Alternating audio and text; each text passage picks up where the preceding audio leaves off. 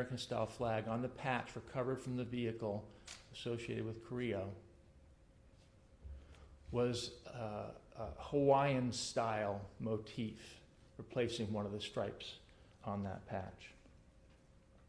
In addition, Carrillo appears to have used his own blood to write phrases on one of the cars that he carjacked. The complaint alleges that the patch and the phrases written by Carrillo are associated with the so-called Boogaloo movement. The Boogaloo term is used by extremists to reference a violent uprising or impending civil war in the United States. I will close my remarks with the following observations.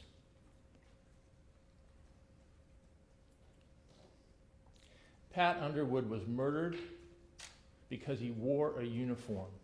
He wore that uniform to signify his authority to protect the federal courthouse where we are gathered here today. This courthouse exists to administer justice, to uphold the rule of law, and to protect the freedoms that we all cherish. In announcing the charges today, we are reaffirming our commitment to protect those who protect us. To professional law enforcement, like the law enforcement professionals who are gathered with me here today, I offer my profound thanks. I also want to say that Pat Underwood was more than the uniform that he wore.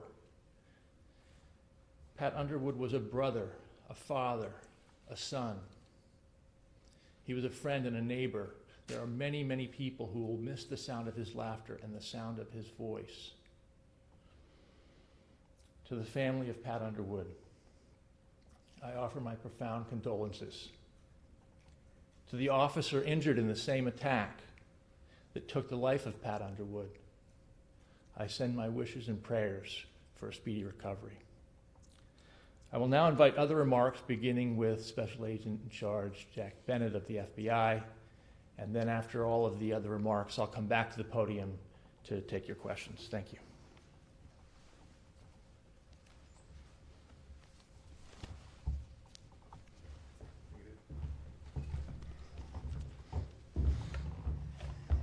Good morning. My name is John Bennett, and I am the Special Agent in Charge of FBI San Francisco. Today, I want to again offer my deepest condolences to the families of the fallen officers. We lost two law enforcement heroes this month. Patrick Underwood with the Federal Protective Service and Sergeant Damon Gutzweiler with the Santa Cruz Sheriff's Office. Their sacrifice won't ever be forgotten. Our thoughts are also with the injured victims. In Oakland, we have one FPS officer, and in Ben Lomond, we have one injured deputy Santa Cruz sheriff officer. All of these officers and deputies involved in these cases are heroes. They have dedicated their lives to protecting our communities. They all made great sacrifices and took heroic actions. Officer Underwood and Sergeant Gutzweiler made the greatest sacrifice of all, and their watch has now ended. I want to thank all the responding law enforcement in both Oakland and Ben Lomond for everything you've done to protect your community and assist the FBI with this investigation. I want to talk a little bit about the details of this case. On June 11th, 2020, FBI agents arrested Robert Justice. Charging documents were unsealed this morning, charging him with aiding and abetting the murder of Officer Underwood and attempted murder of a second federal officer. Justice had his initial appearance yesterday. Stephen Carrillo was charged this morning with the murder of Officer Underwood and attempted murder of a federal protective officer. These charges will be heard at this federal courthouse here in Oakland. We believe the 1992 white Ford cargo van recovered in Ben Lomond is the same white van that was used in the shooting at this federal building, and the same van that was used, that was issued in our BOLO, be on the lookout for. We did that for the protection of law enforcement because we felt this van was a danger to law enforcement. It is registered to Steve Carrillo's address. We believe Carrillo and Justice chose this date because of the planned protest in Oakland, provided an opportunity for them to target multiple law enforcement personnel and avoid apprehension due to the large crowds attending the demonstrations. As described in detail in the complaint, we believe that Justice drove the white van that killed Officer Pat Underwood and injured another FPS officer. We believe that messages exchanged between Carrillo, Justice, and others that day before the shooting in Oakland indicate a plan to travel to Oakland and attack federal law enforcement officers. To be clear, Carrillo elected to travel to Oakland to conduct this murder and take advantage of a time when this nation was mourning the killing of George Floyd. There is no evidence that these men had any intention to join the demonstration in Oakland, as some in the media have asked. They came to Oakland to kill cops. This is an ongoing investigation. We will continue to look at every aspect of this case to determine any possible remaining threats to the law enforcement community or the local communities. The FBI's role in this case was the lead investigative agency here in Oakland. We contributed and surged multiple resources, including evidence response teams, numerous investigators, and our special weapons and tactics units. In Ben Lomond, we supported the Sheriff's Department and the District Attorney Office investigation with evidence response teams from San Francisco, Los Angeles, Phoenix, Sacramento, and Quantico, along with elements of our tactical team and bomb techs. In all cases, we had many more agents, analysts, forensic scientists dedicated from outside of our area to the successful resolution of this investigation. I want to thank the San Francisco Division's agents, analysts, and professional staff of the FBI. We are proud of your dedication and your tireless efforts in this case. These cases don't get resolved in a vacuum. Partnerships matter. And in this case, we had some of the best at our side. We want to thank the U.S. Attorney's Office for bringing forth this prosecution. The Oakland Police Department for its investigative partnership in this case in Oakland. OPD has some of the finest officers, and we are proud to stand alongside you, helping you serve and protect this city. Our homicide agents are embedded with Oakland PD to quickly assess and investigate many of the homicides that happen in this city. Our partnership is strong and critical. Together, we have resolved hundreds of shootings in the city, and together we make this city safe for its citizens. The alcohol, tobacco, and firearm, you'll hear from Pat Gorham here in a minute, for their technical expertise and their agents, the Santa Cruz Sheriff's Office, the Santa Cruz District Attorney's Office, who still leads the prosecution on the murder of Deputy Gutzweiler, California Highway Patrol, U.S. Marshal Service, Department of Homeland Security, United States Air Force, OSI, and the Federal Protective Service. Those are the ones that we always hear about, the law enforcement partners, but there are partners out there that go beyond law enforcement, and those are our private sector partners. And in this case, and in many cases, we have private sector companies that stand up and help us. Verizon, Google, Facebook, to name a few, assisted in this investigation with quickly returning legal process and ensuring and supporting our emergency disclosure orders. They share helping protecting our communities, and we thank them deeply for their help. Finally, I want to thank the public for their continued support and faith in the FBI and assisting us in locating images of the van and the subjects in this case. I'm going to end there. I'll take your questions in a few moments. However, I'll turn it over to the ATF. Thank you.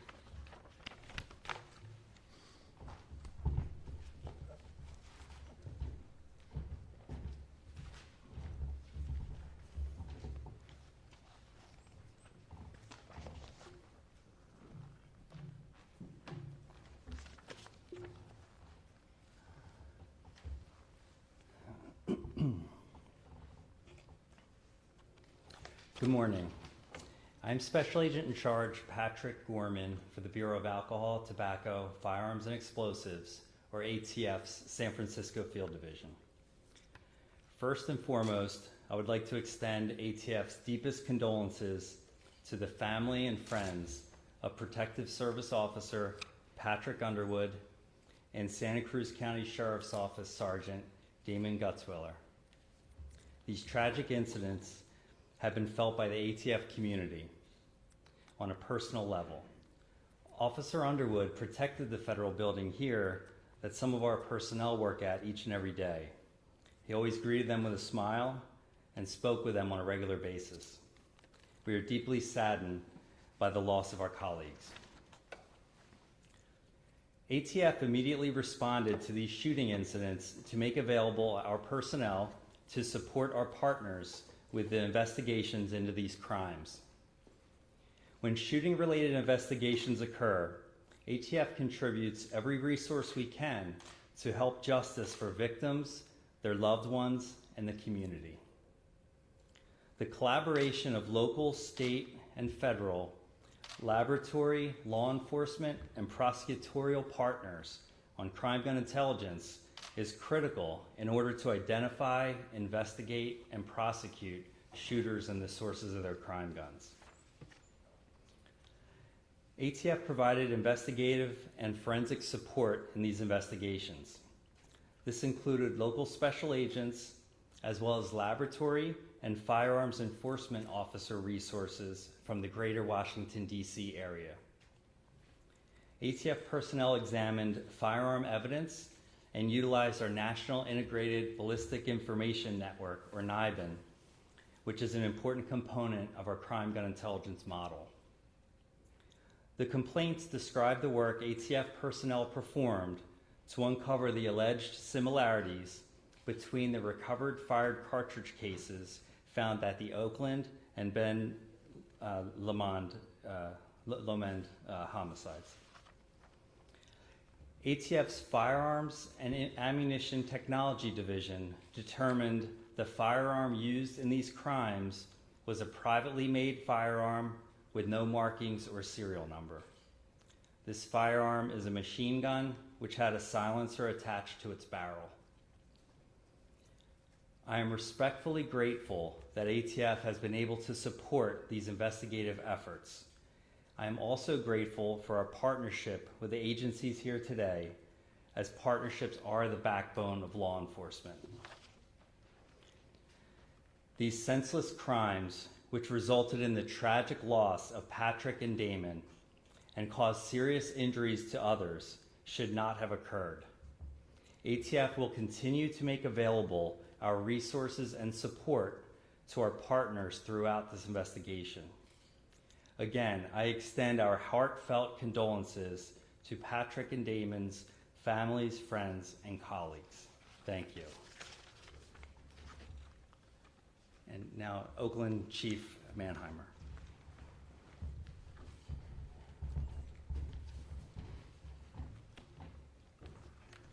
Thank you.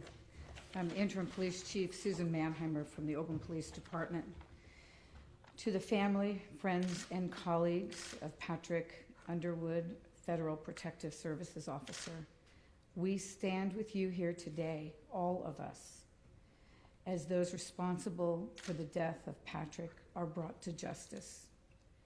This deliberate act that you heard as outlined in the allegations of the federal complaint and described fully in the investigation of the FBI clearly indicated two conspired to come to the city of Oakland in the midst of demonstrations and protests where over 500 officers from agencies far and wide were on the ground addressing demonstrations and protests and seek out and take the life of Patrick Underwood and wound his partner.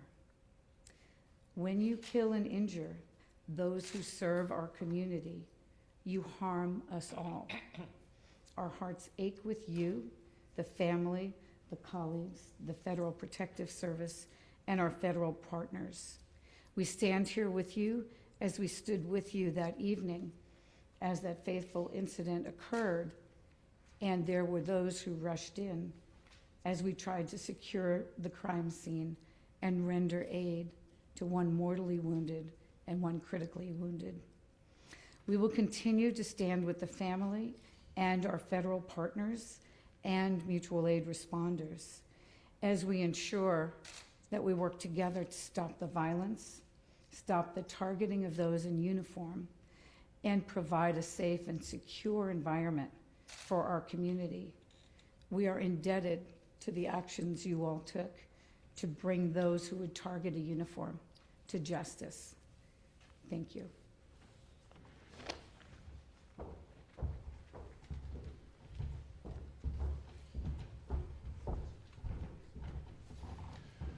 That concludes the prepared remarks. We are going to take a few questions from the audience. If you would please, this is being webcast, audio only, so if you would please remember to state who you are so that the people on the other side of this understand who you are, and then state your question, and be sure to explain to whom the question is. And also, at the conclusion of this proceeding, we will have copies of a press release, copies of the complaint that has been filed, the criminal complaints that have been filed against Justice, and the complaint that has been filed against Carrillo. We will also have the ability to ask additional questions if you are here and you have a chance to look at the review the complaint. We'll have a chance to talk to a few of you. So with that, I'm going to actually turn it over to Dave Anderson to handle at least choosing people, and please do remember, state your name, state where you're from, and then ask your question. Thank you.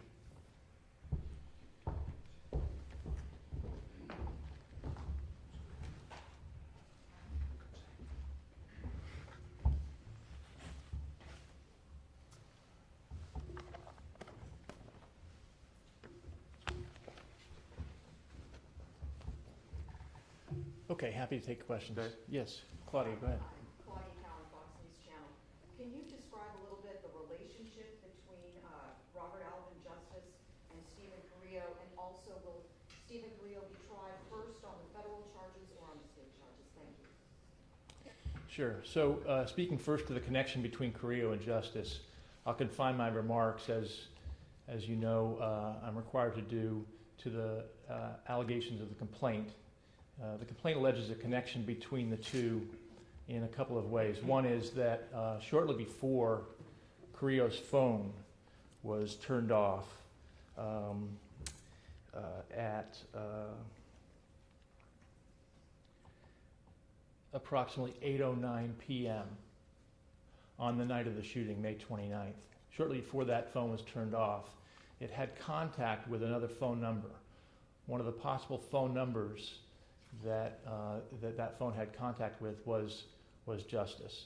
This was the basis for the initial supposition that Justice was connected in some way to this crime. There are other aspects of the complaint that talk about this connection in addition to the phone contact. The phone contact is described in paragraph 41 of the Carrillo complaint.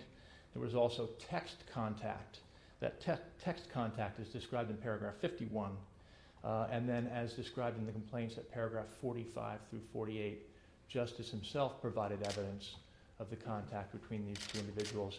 And I don't think I have anything to offer by way of additional color or characterization of that contact.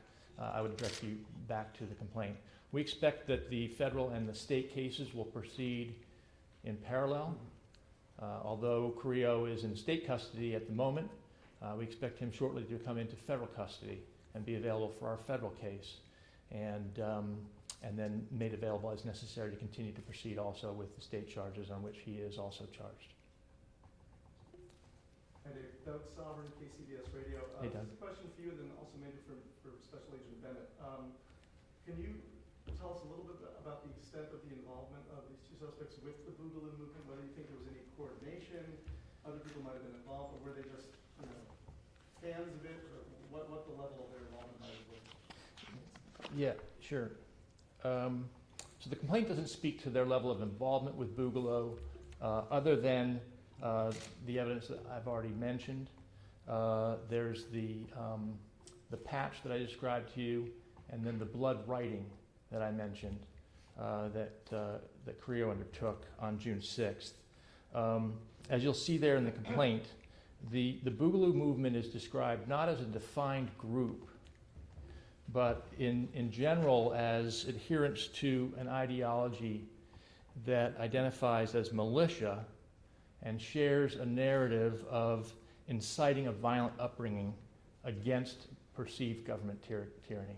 So by its nature, as described in the complaint, it's more a collection of symbols, more a collection of ideas than it is defined by a rigid hierarchy or organization. So at the moment, there's nothing to suggest others might have been connected or involved? Are you willing to share at least? I'll direct you back to Jack, and I know you wanted to get his comment also in response to your question. As Jack mentioned, the investigation continues. I won't have anything to further to add on that score. So Jack, a follow-up along those lines for you, if I could. You did say that there was some text messaging going between Carrillo, Justice, and other people. Are you pursuing other people who may have been involved in this? This is an ongoing investigation, so you can assume we're pursuing others. Is there a chance of other charges? We will see where the investigation leads us. We're looking for the facts. The other question I had is that you were looking at some news helicopter footage. Do you think you actually spotted the van on the news helicopter footage? That was one of the partnerships I failed to mention was the press that are in this room. We did reach out and ask for footage from birds that were up that night. We have, and with the press's help, going through that footage. Right now, I don't have the answer to that. I know we have a team looking at all the video that we collected on that, but we thank the press for their help with looking for that as well. So I'm just to put a fine point on it, you think you may have captured the van, or you aren't sure at this point? We're unsure at this point. We don't know where that camera was pointed, and we just wanted to make sure that we cover all the bases and we look at under every rock. Thank you. Did you want to address the connection with the It's an ongoing investigation on that, and the facts of this investigation that we're talking about is the murder of a federal protective officer and the murder of a sheriff's officer. So that is what we're here talking about today. Sure.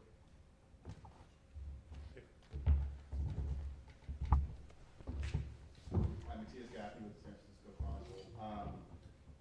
Do you think these two individuals were involved in any other crimes besides these two shootings? And can you explain a little bit what that patch means and what the blood was written that you described earlier? So our comments today are confined to the charges that are described in the complaint. Complaints, one against each defendant. Eventually, in keeping with the constitutional rights that the defendants enjoy and that we all enjoy, we expect that the charges will eventually be returned. We'll seek charges from the grand jury in the form of an indictment.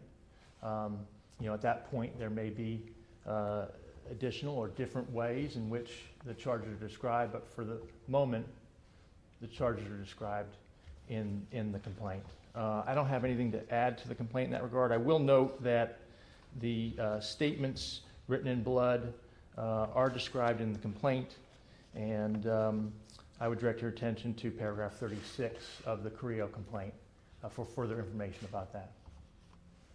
Nate Trailberry News Group. I was just wondering, is any possible connection between these fellas or the Boogaloo movement and what happened in Paso Robles recently being investigated?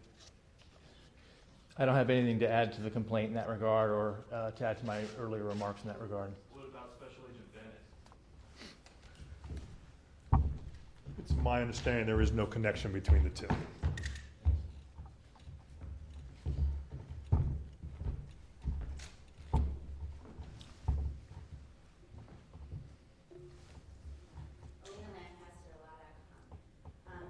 Can you describe some of the processes used to work with Facebook and Google and Verizon? I think that question goes to Jack. Sure. In many cases, we will serve emergency disclosure orders on technology companies. They are also very responsive on search warrants, grand jury subpoenas. And when we have cases like this of a case that is rapidly unfolding and very fluid. They are very forthcoming with information as quickly as possible. It goes to the top of the queue, and they are responsive to legal process. They're not doing this under the table. We ask for legal process on that. They just get it to us very quickly. Thank you. The thing that I would add is that, in as much as Jack mentioned, search warrants, disclosure orders, these are the kinds of process for which we would seek an entitlement from a judge, and there'd be a judicial review of the request, and then a judicial order that is executed. And as Jack mentioned, the cooperation comes in the form of being attentive to those orders from the court, and doing so in a speedy way that then assists the investigation. Extraordinary in some ways that these charges have been brought with the speed with which they have been brought. And so I want to underscore Jack's point about the cooperation that we received, not just from law enforcement, but also from the business community and the public at large. Felix Cortez, NBC News out of Santa Cruz. Prosecutors in Santa Cruz have reserved their right to pursue the death penalty. Is that a given in your case? Is that an automatic sentence? It's not an automatic sentence. The way it works in federal court, generally speaking, and I expect it will play out here, the statutory maximum penalty for the murder and the aiding and abetting murder charges against Carrillo and Justice, statutory maximum penalty is either life imprisonment or death. The decision to seek the death penalty will occur at a later point in the proceedings, and there's a whole process by which the Department of Justice determines the right cases for the invocation of the death penalty and those cases in which we would not seek death. Of course, if the Department of Justice determines to seek death, that wouldn't be the end of the matter, because that's something that ultimately would be determined in court before a judge by a jury.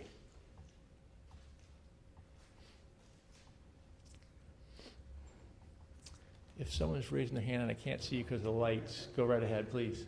Yeah, did Justice, any indications, Michael Oakland, ABC Bay Area, any indications that Justice had any military ties, or that folks in Carrillo's military unit had any suspicions about what he was up to? Complaint describes Carrillo as a sergeant in the Air Force stationed at Travis Air Force Base and doesn't go beyond that. There's no similar allegation as to Justice, and no active military service of which I'm aware. I just had a question for the ATF, if I could. I'm Please. Noise from ABC7.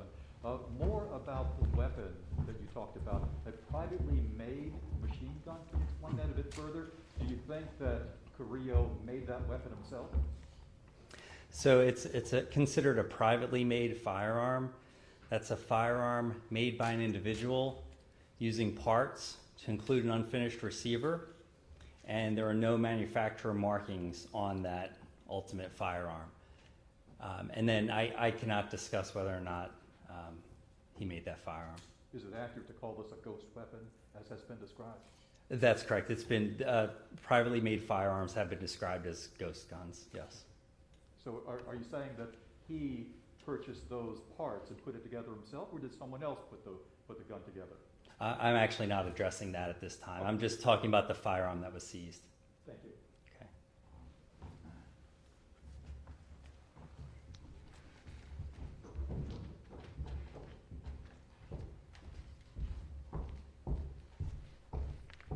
Thank you so much. We're going to conclude right there. As I said before, there will be copies of the complaint available, and we will be around. I'll be around to offer some additional comments on background for those of you who are here in order to get through the complaints if you have them. Thank you very much for coming. This is going to conclude the webcast part and the televised part of this proceeding. Thank you so much.